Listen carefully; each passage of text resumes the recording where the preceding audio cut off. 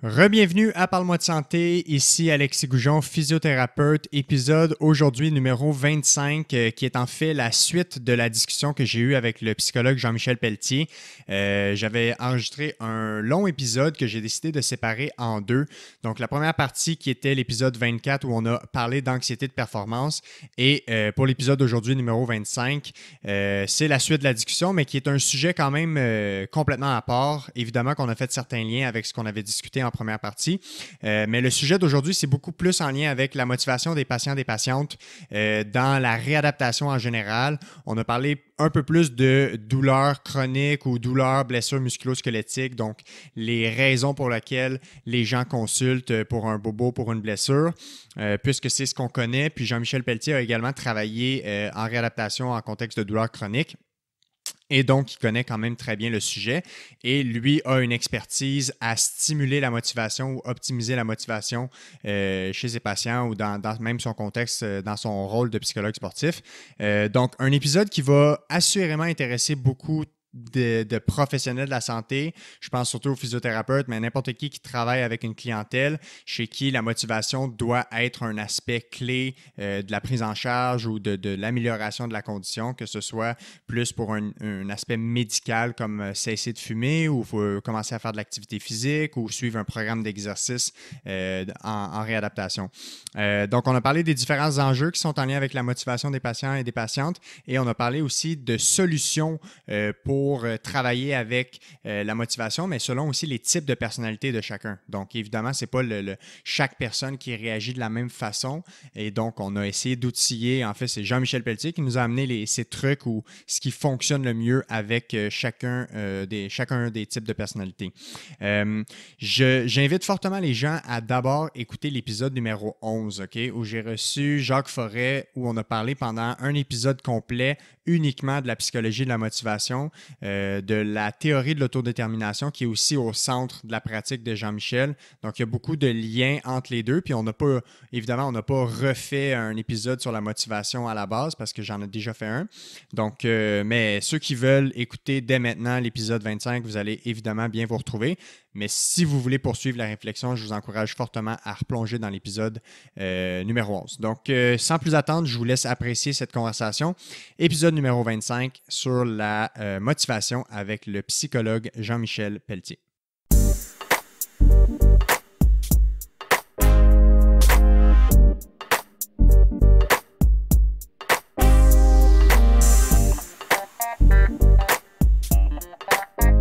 OK, alors partie 2 de l'épisode avec Jean-Michel Pelletier.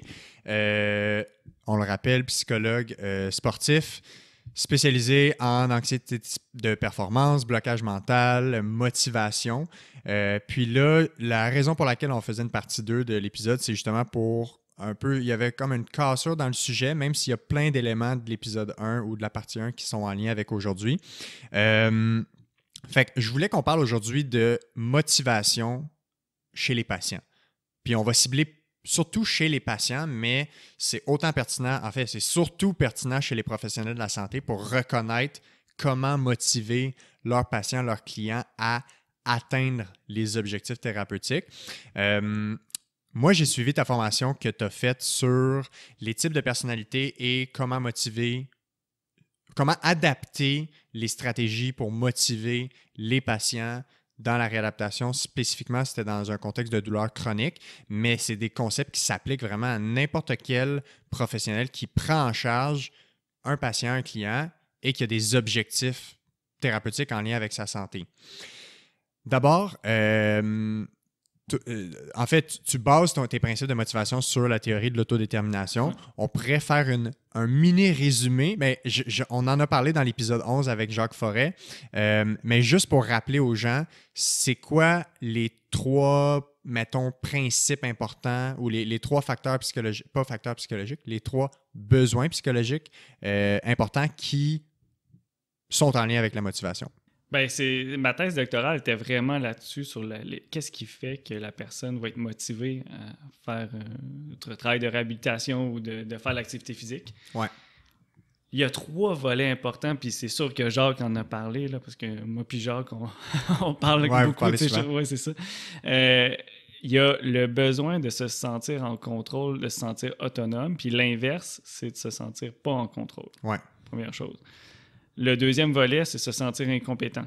Beaucoup de gens dans le domaine du sport, de la réhabilitation, faire un exercice, ça a l'air aussi niaiseux de faire un exercice de biceps. Il y a des gens que, juste en faisant un biceps, ils ne se sentent pas compétents. Ouais. Bien, le sentiment d'incompétence peut venir impacter énormément la motivation. Et le dernier volet, aussitôt que la personne se sent jugée, critiquée, n'importe quoi qui est en lien avec l'aspect social négatif, ça va jouer un rôle. Imaginez, vous êtes dans un centre de réhabilitation, vous êtes dans un groupe de 4-5 personnes, les 3 autres ne vous aiment pas, ben votre motivation à faire le programme il risque de diminuer. C'est tout à fait logique. Oui, exact. Puis j'invite, pour que les gens saisissent très bien, mettons,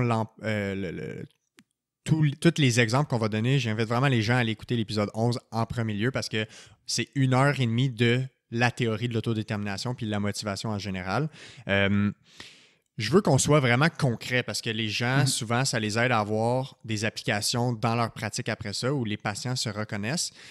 Quand on est en contexte de réadaptation, fait qu'on parle d'avoir une blessure ou une maladie, peu importe, puis on va essayer de le garder dans les blessures, les douleurs chroniques, tout ça.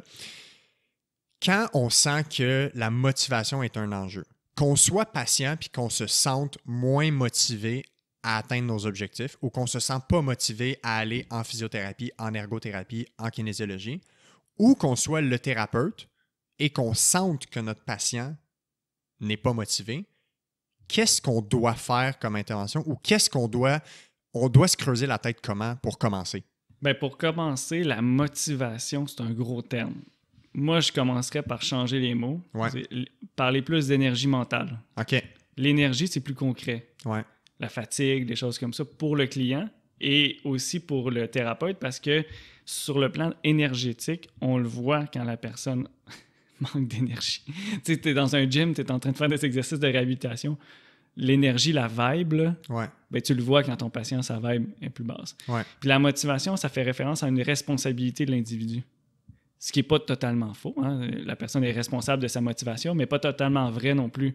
Parce qu'il y a des facteurs qui peuvent venir influencer sa motivation. Puis je vais en parler beaucoup aujourd'hui. Mais c'est que quand on utilise le mot motivation, on dit « Ah, elle n'est pas motivée ». Même par réflexe, dans ton intro, tu te dis « Ouais, qu'est-ce qu'on fait quand un client n'est pas motivé? Ouais. » Mais ça sous-entend que la personne est responsable de sa motivation. Là, on va lui donner la responsabilité parce que moi, j'aime beaucoup donner de l'autonomie, de la responsabilisation, mais avant ça, il va falloir identifier c'est quoi le problème. Parce que si on n'identifie pas le problème, on peut mettre la cause sur l'individu alors que c'est pas lui le problème. Ouais. Majeur. Ça se peut que ça soit le thérapeute le problème. Il faut que le thérapeute soit capable d'optimiser la motivation de son patient ou l'énergie, comme tu dis. Ben, c'est le rôle du thérapeute de s'ajuster à son patient et pas le contraire. Ouais. Le patient, il file pas, il est des fois en dépression, des fois il est en épuisement, des fois il est blessé, il y a plein de stress dans sa vie. Je dis pas qu'il faut pas le responsabiliser, je vais en parler, c'est super important, il faut responsabiliser l'individu. Par contre, la première chose qu'on devrait se poser, c'est-tu moi le problème? Ouais. Ou l'environnement. Ouais. Puis, dans le fond, je vais donner un exemple. Là, la personne, ben, je sais pas si tu en as un exemple là, de... Ben, mettons, prenons quelque chose de classique en blessure puis en réadaptation. Quelqu'un qui ne fait pas les exercices prescrits. Tu parles-tu de moi, là? Tels que prescrits par le physiothérapeute, par exemple. OK. Ben, c'est un gros enjeu. Tu vois, le psychologue du sport qui parle de motivation, que lui aussi, il a de la misère à faire les exercices de physio. Ouais. Mais on va prendre un exemple d'une personne, mettons, qui est blessée au travail ou... Quelqu'un qui s'est blessé, je sais pas moi, au genou dans son travail. Il est tombé puis il s'est fait une entorse au genou. Là, on fait le plan ensemble. Exact. Bon, là, moi, je demanderais qu'est-ce que tu as besoin pour faire les exercices? Ouais. Toute une question, je sais, là, c'est une grosse affaire scientifique. Non, c'est simple. Ouais. Mais presque personne demande au client qu'est-ce qu'il aurait besoin. Tu sais, moi, je suis psychologue du sport. Quand j'ai un problème avec mon épaule ou quoi que ça, puis je vais voir un kin ou un physio, je lui dis, là, tu vas me donner des exercices, je le sais.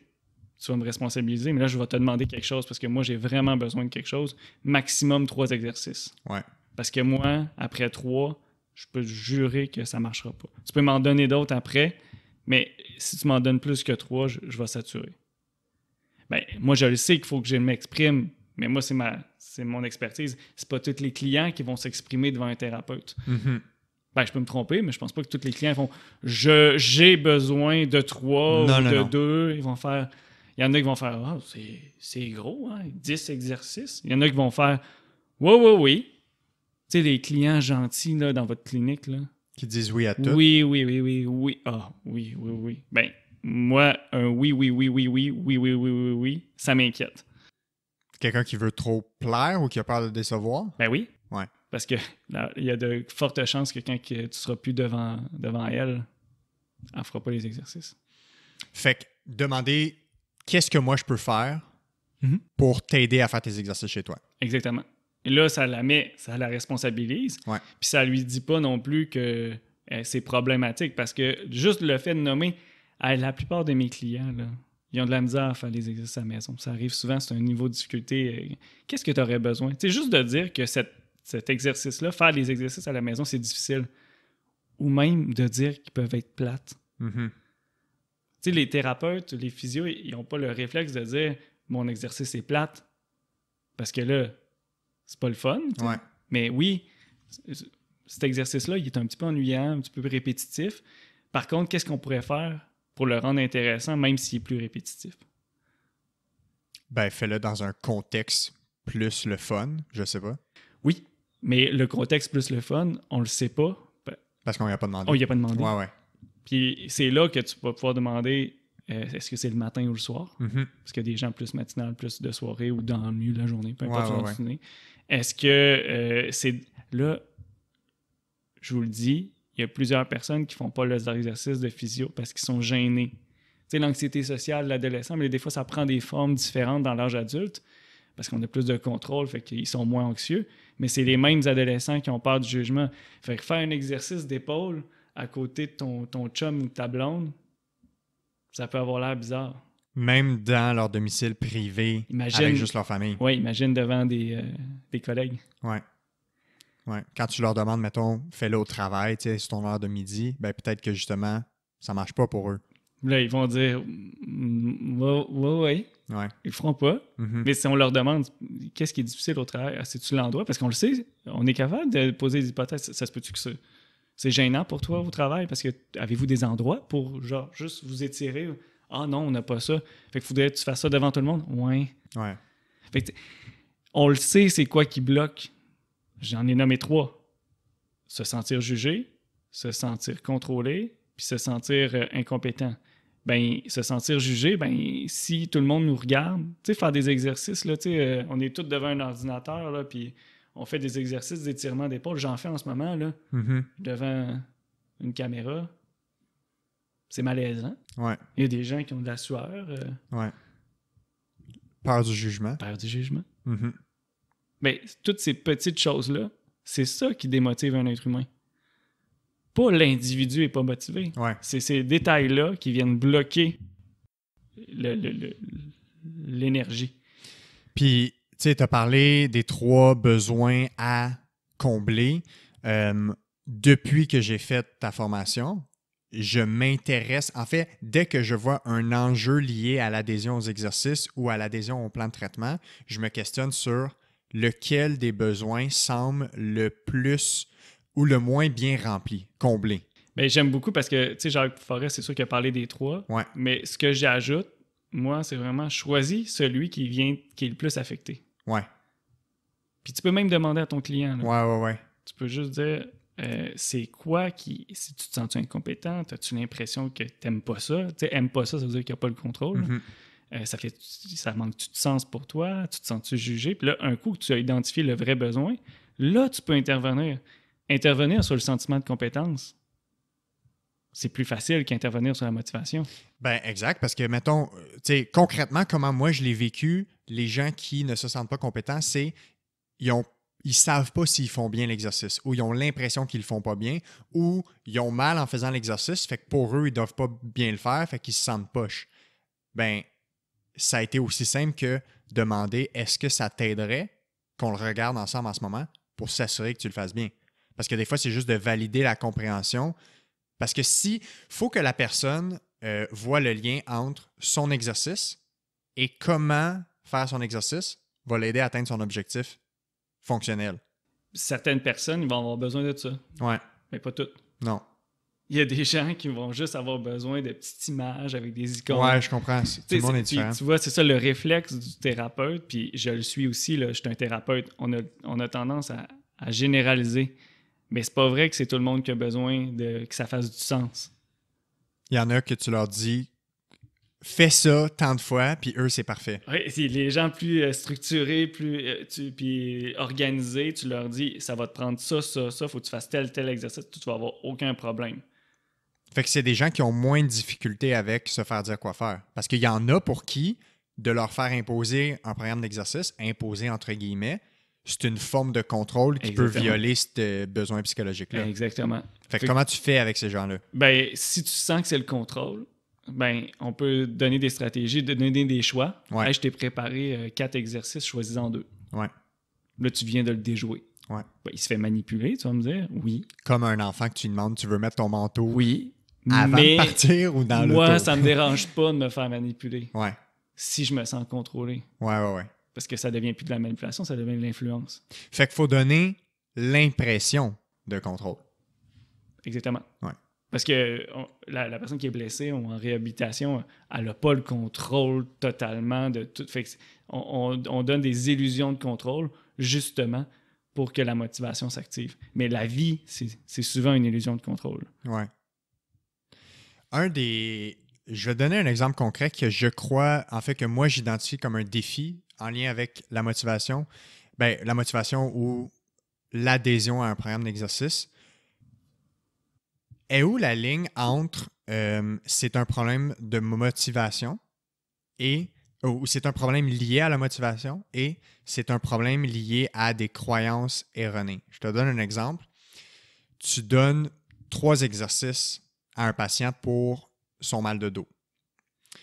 Tu sais que ce sont les 3 exercices que tu as identifiés comme étant les plus adaptés à ton patient. Mais ce patient-là ne pense pas du tout que ces exercices-là vont l'aider. Mm-hmm. Fait que c'est une croyance par rapport aux exercices. Puis, je fouille la littérature souvent là-dessus parce que c'est un enjeu qui me passionne énormément.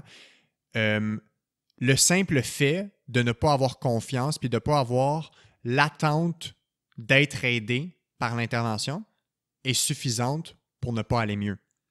T'sais, si tu fais des exercices que tu t'attends qu'ils ne vont pas t'aider, ils ne vont pas t'aider. Fait que c'est où la ligne entre faut gérer une croyance erronée ou faut optimiser la motivation? Ben, c'est une très bonne question parce que ton exemple, c'est quand même très subtil ce que tu viens de me demander là. Puis j'aime ça parce que ça va me montrer encore la nuance de la théorie. Dans ce contexte-là, quand la personne a dit je crois pas que tes exercices vont m'aider. Vont m'aider. Ouais. Ben là, moi, par réflexe, je me dis, c'est quoi ton lien avec ce gars-là ou cette fille-là? C'est quoi ton lien avec l'être humain qui est devant toi? Ben, c'est un patient. Oui, mais le lien, la facilité du lien relationnel. La qualité de la relation thérapeutique. L'alliance ou... Ouais. Parce que le premier réflexe. Mm-hmm. Tu sais, l'image que tu as de ton dernier patient comme ça, t'avais-tu un bon lien? C'est une bonne question.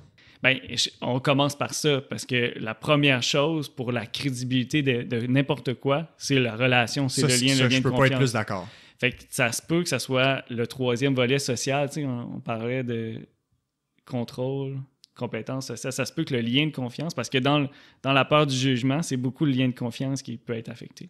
Fait que la relation thérapeutique. Le trust. En anglais, ça dit tout, le trust. En français, des fois, le lien de confiance, c'est plus précis, là, mais... ou pas assez, là, parce que la confiance, en français, des fois, ça fait référence à l'estime de soi, mais le lien de confiance, le trust, c'est tellement puissant. Mm-hmm. Tu pourrais dire des choses qui sont pas vraies, mais si la personne te fait confiance, elle va le faire. C'est le principe du gourou à l'extrême, c'est pas positif, mais s'il est affecté, le lien de confiance, il va venir influencer même les trucs les plus scientifiques.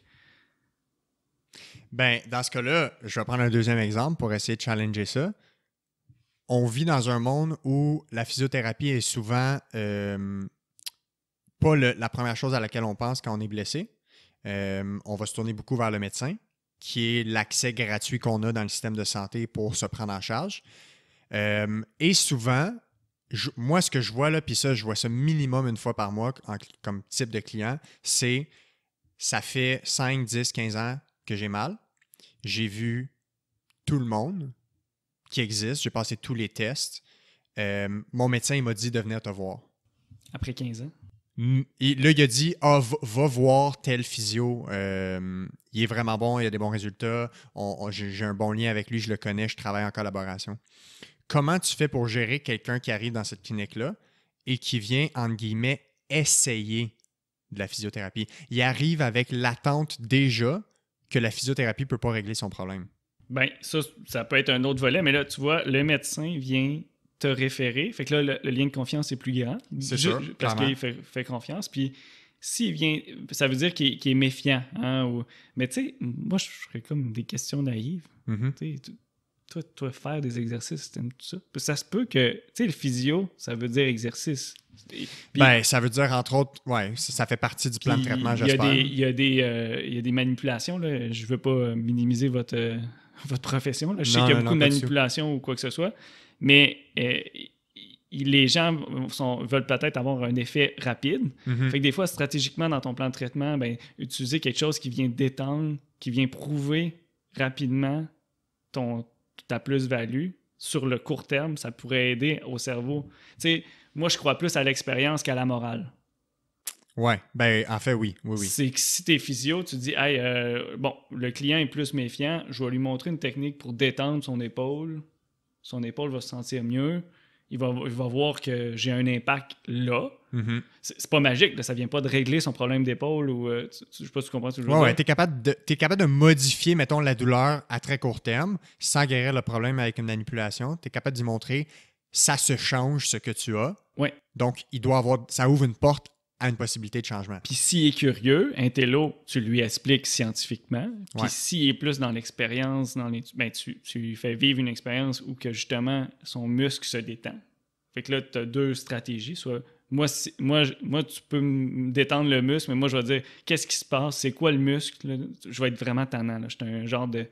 T'aimes ça comprendre. J'aime ça comprendre, tout ça. Puis ça va prendre peut-être 5 minutes au physio, mais sinon, je le ferai pas. Ouais. Mais je suis comme ça.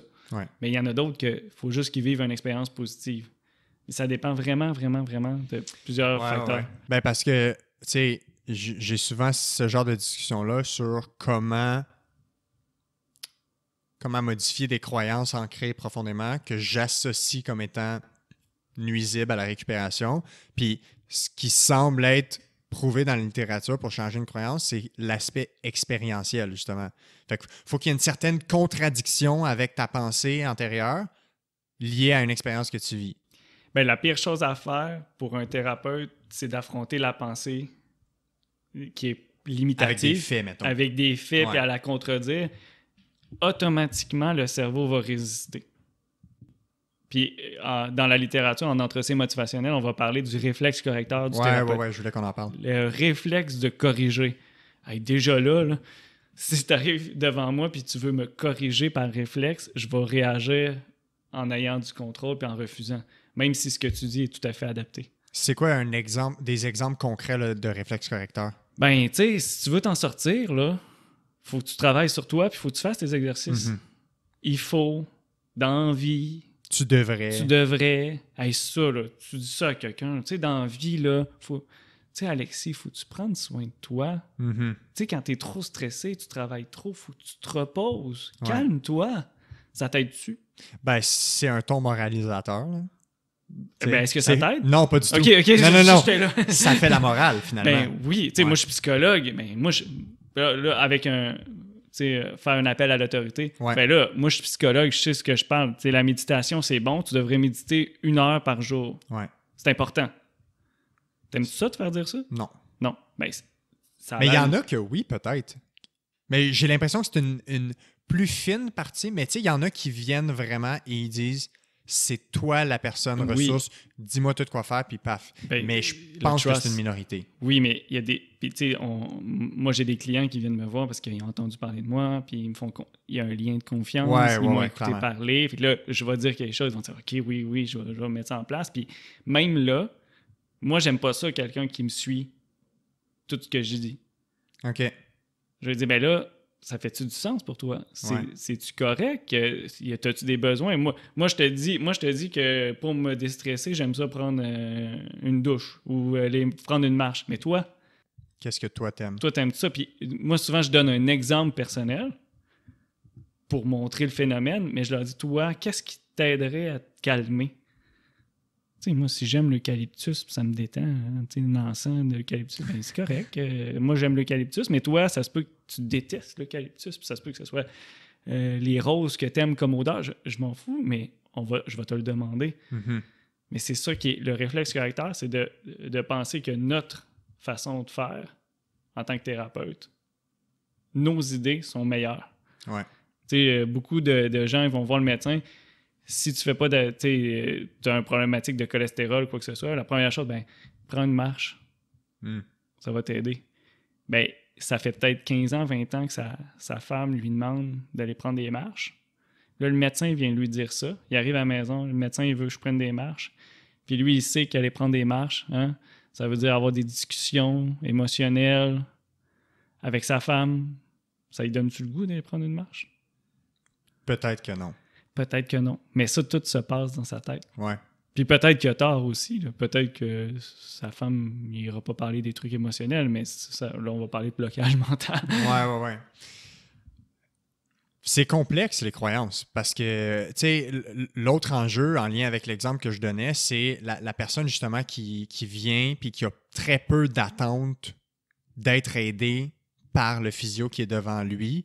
En fait, tu pars quasiment avec une prise, puis l'affaire, c'est que bâtir une alliance thérapeutique, une relation thérapeutique, ça peut se faire en 5 minutes avec certaines personnes, puis ça peut prendre 3, 4, 5 séances pour d'autres personnes.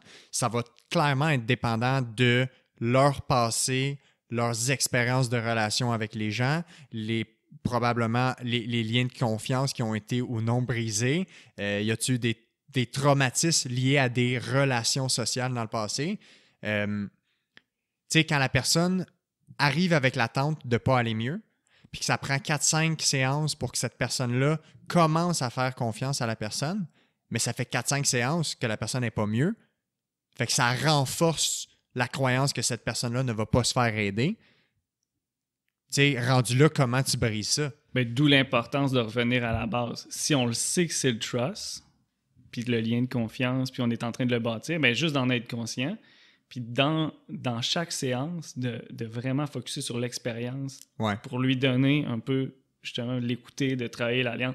Puis l'autre chose, c'est que ça se peut que tu sois pas la meilleure personne. C'est ça. Puis ça, c'est dur pour les groupes professionnels, mais non, je le vis moi aussi. Là, mais je pense que c'est important de le savoir, ça. Ben, c'est important parce qu'il y a des gens qui, pour X raisons, sont pas à l'aise avec les hommes, avec les femmes. Mm-hmm. Pour X raisons, ils sont pas à l'aise avec des personnes plus vieilles, plus jeunes.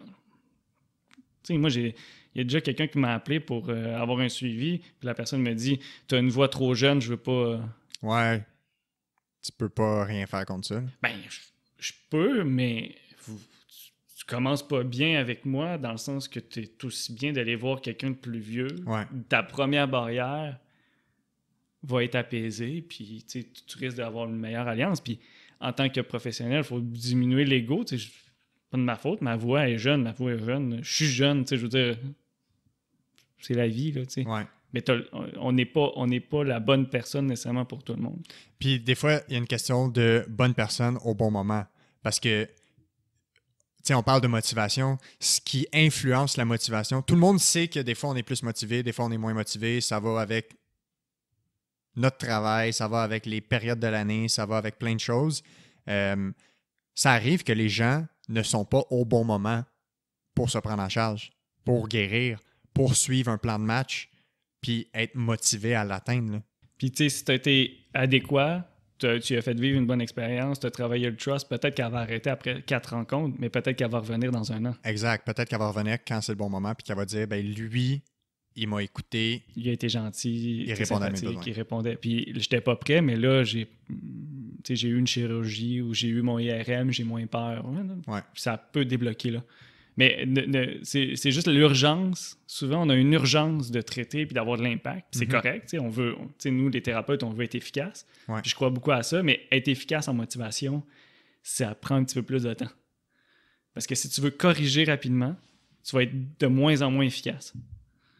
Faut laisser le temps à ce que la motivation, en fait, émerge de cette relation-là. Ben, tu vois, dans ton expression, il faut laisser le temps. Pas nécessairement.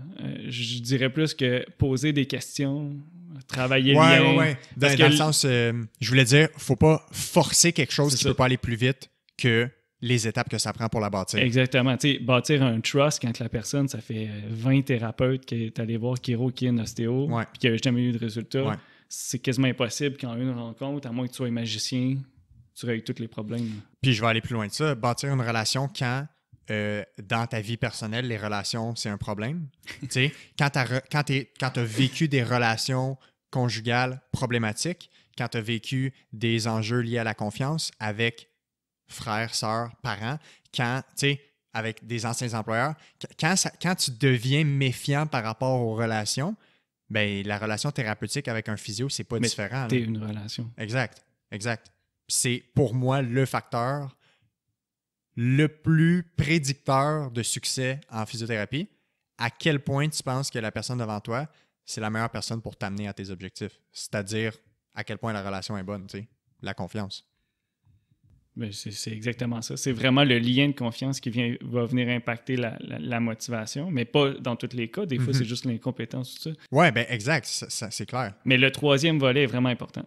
Le trust. L'affiliation sociale. L'affiliation sociale. Tu sais, il y a des types de personnalités, des types de personnes qui mettent beaucoup de pression sur les thérapeutes. Ils vont arriver avec une attitude ou avec...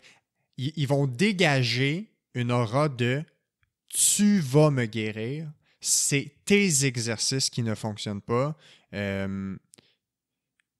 où le thérapeute va souvent se sentir attaqué ou son propre sentiment de compétence va être remis beaucoup en question par les mots ou par les paroles des patients. C'est quoi les meilleures interventions pour être capable de maintenir une bonne relation dans ce temps-là, puis de s'assurer qu'on est capable encore d'aider cette personne-là? Ah, ça, c'est une bonne question. Mais là, ce que tu parles, c'est des comportements, puis pas un trouble, mais des comportements un peu plus narcissiques, là, de la projection, projection de l'impuissance ou des choses comme ça. Où ta compétence est tout de suite attaquée. Exact. Fait que ces comportements-là narcissiques des clients, ça nous fait réagir. Pourquoi? Ça l'attaque quoi, selon toi? Notre ego. Notre ego. Tu te rappelles Sonia Lupien, la menace à l'ego. Ouh, le client est en train d'attaquer ma compétence. La menace à l'ego, c'est un stress, ça nous génère. Puis par réflexe, quand on est stressé... On a chaud, on a le cœur qui bat, puis on veut être sa défensive. On va être en anxiété de performance. Puis on risque plus de faire des erreurs aussi. Et aussi, ça se peut qu'on réplique. Puis souvent, on réplique en surjustifiant. Ben, j'ai un diplôme. Pas obligé de dire que tu as un diplôme à ce moment-là. T'sais, le diplôme, il est là. T'sais, on va réagir. Ben là, j'ai des compétences, là. Mais on réagit en surjustifiant ou en se sentant inférieur. Mais tout ça a un impact. Et c'est là qu'on n'est pas capable de répliquer. Mais encore là, le lien de confiance est affecté. Ouais. Tu sais, puis c'est pas supposé d'être la majorité de vos clients. Si c'est la majorité de vos clients, il faut se poser des questions. Ouais, il y a un problème. Je dis pas que vous attirez, mais il y a des choses que vous faites. Mais si c'est 5 à 10 % de vos clients, puis ça arrive, on se positionne en ne le prenant pas personnel. Puis ça, il faut faire un travail psychologique sur soi. Pourquoi qu'un client qui ne vous connaît pas, qui n'est pas dans le domaine, puis qui vous dit que vous n'êtes pas bon, vous affecte? C'est une bonne question. Parce qu'en théorie, c'est plus vos pairs qui vont, ou vos superviseurs ou des gens dans le métier qui peuvent dire si vous êtes compétent ou pas. Exact. pas nécessairement un client qui vous connaît pas, surtout au début. Fait que si tu es le thérapeute, toi, ce serait quoi ta façon en direct quand ça se produit de faire descendre cette énergie entre guillemets négative? Ben, de plus de relater, moi j'utilise la reformulation puis le reflet, ouais. Ça vous inquiète que ça fonctionne ou pas, ou tu fais tu retournes, puis là, la personne est obligée de dire ouais, j'ai vu plusieurs physios puis ça n'a jamais marché. Ah, ok. Ben, je comprends. Frustré, ouais. Ouais, je comprends. Puis là, ça vient reflet, reformulation, là. Ah, vous trouvez que vous trouvez que mes exercices sont plates? OK. Parce que si tu dis non, mes exercices sont le fun, puis on se calme. Tu justifies, ouais. Ben, on se justifie, puis c'est pas nécessaire. On reformule. Mais on est capable de reformuler si on se sent pas attaqué. Mm-hmm. Parce que si on se sent attaqué, reformuler, faire un beau reflet bien posé, c'est difficile quand tu es stressé. Ouais. J'ai tendance à ramener beaucoup ça à ma valeur de pourquoi je suis dans le bureau avec cette personne-là. C'est-à-dire, ce qui est important pour moi, c'est d'aider. Mm-hmm. Moi, je trouve que ça ramène beaucoup la perspective, tu sais, que ce soit juste de prendre un pas de recul. Parce que souvent, quand on se fait attaquer comme ça, on veut répliquer super rapidement. Chose que dans le passé, j'ai vu ne fonctionne juste tout simplement pas et ne fait que boule de neige. Puis ta séance, ça fait juste se perdre au final. Tu sais, juste de prendre le pas de recul puis de dire ce qui est le plus important pour moi, c'est de pouvoir vous aider. Donc, voici pourquoi je pensais que ça, c'est important pour vous. Qu'est-ce que vous en pensez? Tu sais, de demander encore une fois, donner des choix ou laisser la possibilité de s'exprimer. Ben, je pense que lui poser des questions, c'est bien, mais des fois, pour certains clients, ça peut être un réflexe défensif. Là. Je suis là pour vous aider. Mm-hmm. Les gens peuvent le prendre des fois comme ben là, pourquoi tu me dis ça? Là? C'est comme, ils peuvent répliquer. Mais tu m'aides pas. Ouais, je comprends. Tu peux lui donner des munitions. Ouais. Mais en général, juste de retourner sans le prendre personnel. Ouais. Puis là, ça a l'air facile. Là. Je suis pas en train de dire que c'est super facile. Là. Quand quelqu'un est en train de te dire que tu es incompétent, puis te dire prends un bon respire, puis fais une reformulation, c'est pas facile. Il faut travailler sur nous beaucoup. Mais qu'est-ce qui fait qu'un client vient autant t'affecter? Parce que des clients qui vont attaquer ta compétence, ils vont en avoir. Là. Ouais. Puis c'est drôle parce que c'est pas drôle. Au début de ta pratique, les clients les plus difficiles sont souvent eux qui viennent à ton bureau. Parce qu'ils sont allés voir beaucoup de monde. Ouais. Fait que là, au début, je dis souvent aux médecins, aux physios, dans le début de pratique, ça prend toujours 1 an ou 2 avant tu sais, au niveau des personnalités de vos clients, d'avoir une moyenne plus stable, plus normale. Ouais. Au début, c'est normal que vous avez beaucoup de cas complexes. C'est clair. T'sais, imaginez, vous allez dans le bas du fleuve à Rivière-du-Loup, vous ouvrez une clinique de physio, vous êtes le premier, vous êtes le dernier physio qui vient d'ouvrir une nouvelle clinique. Les gens qui avaient plus d'espoir, ils vont aller là. Mm-hmm. Mais c'est parce que ça fait peut-être 5 ans qu'ils sont... qui font rien. Fait que faut faire attention, c'est pas nécessairement de votre faute. Là. Puis s'il y a vraiment beaucoup de gens qui sont complexes dans votre bureau, ben il faut se poser des questions aussi. Ça se peut que vous avez trop de clients complexes. Mm-hmm. Faut faire attention à notre énergie aussi. Là. Ouais, ben c'est ça. Si ton énergie n'est pas optimisée, tu peux pas aider les autres. Il faut que tu sois bien pour pouvoir aider les autres. Exactement. Mais je vous dis, au début de pratique, de beaucoup de professionnels, ça peut... Clairement. Ça, on n'en parle pas beaucoup. Là. Je surveille l'heure parce qu'il ne faut pas qu'on déborde trop longtemps. En lien avec cette deuxième partie de l'épisode liée à la motivation, si tu avais à donner un conseil aux professionnels de la santé puis un conseil aux patients, premièrement, le patient qui est dans...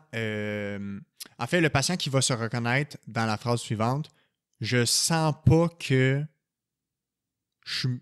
On va utiliser le terme motivé. Là, je sens pas que je suis capable de mettre autant d'énergie dans la réadaptation de ma blessure.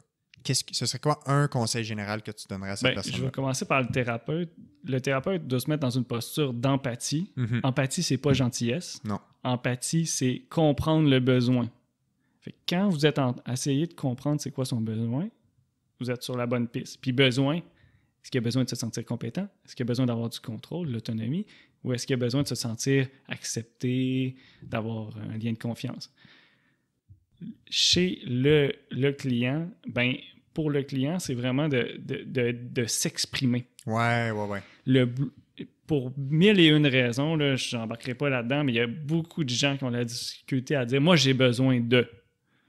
Parce que ça me démotive. Moi, le matin, j'ai plus d'énergie. Le soir, j'en ai moins. Je vous jure, il y a beaucoup de clients qui ont la difficulté à exprimer des choses comme ça. Mm-hmm. Tu sais, tantôt, j'avais dit 3, maximum 3. Ouais. C'est important de le dire. Mais je sais pas si tu as déjà entendu ça dans ton... Mais c'est pas quelque chose... C'est rare. Oui, je l'ai déjà entendu, mais c'est rare qu'ils le disent d'emblée. C'est plutôt rare. Puis d'offrir un espace, le thérapeute doit offrir un espace où que le client peut exprimer, puis que le thérapeute peut utiliser ça en écoutant bien pour optimiser les interventions. Ouais. Puis, tu sais, pour finir, dans ma description, il y avait le mot design. Ouais. Bien, quand tu as identifié ton besoin, après ça, tu dois désigner une solution avec ton client. Puis le client peut le faire à la maison. Je donne un exemple. Le client est gêné de faire ses exercices devant ses collègues de travail ou devant son copain. Bien, stratégiquement, qu'est-ce qu'on devrait faire? Ben, de trouver le meilleur moment qui fonctionne pour le faire. Oui, meilleur moment parce que le conjoint pourrait être parti le matin, puis pas le soir il est là, fait qu'on va favoriser le matin. Exact. Ou si c'est dans un milieu de travail, de travailler même avec les milieux de travail, des fois c'est possible. Avec, y a-tu une salle qu'on pourrait utiliser pour faire des étirements, des exercices? Peu importe. Je pense pas que c'est un luxe en 2021 d'avoir une mini-salle pour faire des exercices. En tout cas, je pense que les entreprises sont de plus en plus là. Oui, il faut en tout cas. Ben, c'est parce que si on dit aux gens de s'entraîner devant tout le monde dans des aires ouvertes, je m'excuse, mais ça marche pas. Non. Puis on le voit là, sur Zoom, il y a des gens qui « OK, tout le monde, on s'entraîne », mais ça marche pas. Parce que c'est pas tout le monde qui est motivé à être en groupe puis devant pas tout le monde qui est à l'aise. Fait que le design, c'est vraiment important. Le design, c'est pas la beauté des murs. Le design, c'est de créer des espaces ou des solutions qui répondent à un besoin. Fait que l'empathie, c'est de comprendre le besoin de ton client. Le client doit s'exprimer. Puis le design, c'est un coup qu'on a le besoin, bien, on trouve une solution avec notre créativité, notre innovation pour répondre à ce dit besoin. Même s'il peut avoir l'air en apparence complexe. Ouais. J'adore ça. Dans le fond, le point commun dans les deux, le truc pour le patient puis le truc pour le thérapeute, c'est lié au besoin. Il y en a un qui doit s'intéresser et que ça doit devenir une priorité de savoir c'est quoi les besoins, puis il y en a de son patient, puis le patient doit faire une priorité d'exprimer ses besoins pour aider son thérapeute. C'est là qu'on va potentialiser l'efficacité parce que en jumelant le thérapeute scientifique, les interventions scientifiques et la personnalisation à l'individu, quand tes exercices scientifiques sont personnalisés, c'est là que la motivation vient. Ouais. C'est là que tu as le meilleur résultat. Ben oui. Puis tu peux pas personnaliser en projetant tes propres trucs sur ton client. Moi, je me lève 1 heure plus tôt puis je suis capable de m'entraîner. Ben bravo. Peut-être que moi, je suis pas capable de me lever 1 heure plus tôt. Ça finit là. Ouais. Je vais inviter les gens à aller... Je ne sais pas si ta formation elle va être disponible de façon indéfinie dans les prochains mois. Ah, ben, c'est celle qui est sur Bioformation, sur les personnalités. Honnêtement, elle est vraiment... Tu sais, je l'ai travaillée pendant longtemps. Ça m'a pris vraiment du temps. Puis j'ai même mis des comédiens en plus et différentes personnalités. C'est une formation en ligne. Moi, je l'ai faite. J'applique ça dans ma pratique. Ça l'a ça l'a désamorcé bien des problèmes que j'avais. Ça l'a amené beaucoup de solutions concrètes. C'est très clinique avec des exemples. Fait que moi, je recommande aux professionnels de la santé. J'ai un biais pour les physiothérapeutes parce que c'est ce que je connais. On travaille beaucoup dans l'optimisation d'atteinte d'objectifs.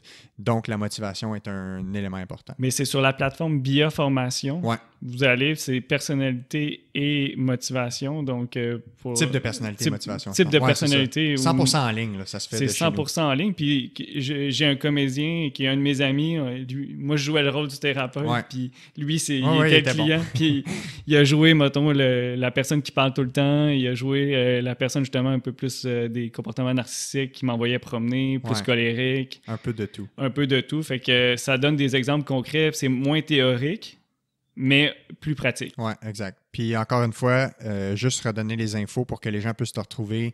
S'ils veulent avoir accès à plus d'informations, tu avais parlé d'un groupe Facebook tantôt, de tes plateformes de réseaux sociaux aussi. Ben, il y a sur Facebook Dr Jean-Michel Pelletier, psychologue. Il y a aussi mon site web qui est quand même vraiment intéressant, le www.playfulacademy.com ou .ca. Et ton LinkedIn. Toujours, vous tapez mon nom, Jean-Michel Pelletier. Exactement. Fait que merci encore une fois beaucoup de t'être déplacé. Puis j'espère pouvoir refaire un autre épisode dans le futur, que ce soit dans les prochaines années, parce que je pense qu'il y a encore plus à démêler là-dedans, puis qu'on peut aller encore plus en profondeur dans ce sujet-là. On pourrait même faire une étude de cas avec un athlète blessé ou quelque chose comme ça. Ouais. Ça me ferait... Parce que c'est le fun de voir ces interventions-là que je vous ai expliquées en live. Ouais, puis quand c'est concret. Parce que, tu sais, en live, vu que c'est ma pratique, c'est comme un physio qui fait des manipulations. Je fais ça à journée longue. Fait que, pour moi, c'est facile d'intervenir en direct. Là. Ça me gêne pas du tout. Ça pourrait être super intéressant. Là. Clairement. Fait que merci beaucoup, puis à la prochaine. C'est moi qui te remercie. Salut.